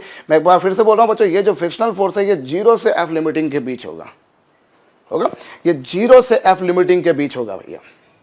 क्यों? अगर आपने कोई फोर्स नहीं लगाया तो ये 0, और अगर आपने मैक्सिमम से मैक्सिमम ये F लिमिटिंग होगा बच्चों, तो और F लिमिटिंग की वैल्यू ये है, और रिजल्टेंट दोनों फोर्स का ये है। तो अब क्या होगा बच्चों, यहाँ पर जो है F की वैल्यू जो होगी बच्चों वो मिनिमम से मिनिमम 0 और F की मैक्सिमम से मैक्सिमम वैल्यू बच्चों इतनी। तो इसका स्क्वायर रूट अगर मैं लेता हूँ बच्चों, तो स्क्वायर रूट, इसका स्क्वायर रूट कितना होगा n, और ये रहा रिजल्टेंट, और ये इन दोनों में अंडर द रूट ऑफ, एक काम करे बच्चों, ये एन स्क्वायर है, एन स्क्वायर को मैं कॉमन निकाल देता हूं, तो 1 प्लस कितना आएगा बच्चों, म्यू एस इंटू स्क्वायर, ये कुछ आएगा। तो इस आधार पर बच्चों क्या आएगा, एन और ये रिजल्टेंट, और बच्चों इस एन स्क्वायर को रूट के बाहर निकाल दीजिए, तो ये लीजिए कितना आ गया ये, दिस इज इक्वल टू बच्चों 1 प्लस म्यू एस का स्क्वायर। सो हम क्या कह सकते हैं बच्चों, जब कभी किसी बॉडी को किसी सरफेस पे रखते हैं तो और उसको चलाने की कोशिश करते हैं, तो उन दोनों के बीच में जो लगने वाले जो दोनों फोर्सेस होते हैं, नॉर्मल रिएक्शन हमेशा उसके परपेंडिकुलर लगता है, फ्रिक्शनल फोर्स हमेशा उसके पैरेलल होता है, उन दोनों का जो रिजल्टेंट होता है बच्चों वो हमेशा नॉर्मल रिएक्शन और normal reaction into under the root of 1 plus mu S के स्क्वायर के बराबर होता है। ये एक छोटी सी बात है बच्चों, और इन दोनों के रिजल्टेंट ने नॉर्मल रिएक्शन के साथ में जो एंगल बनाया बच्चों, उस एंगल को हम कहा करते हैं एंगल ऑफ फ्रिक्शन, जिसे हम जनरली बच्चों लेमडा से रिप्रेजेंट करते हैं। तो ये अभी हम लोगों ने बच्चों कुछ बहुत बेसिक सी बातें करी हैं, अगले लेक्चर में हम कुछ और अच्छी प्रॉब्लम्स करते हैं।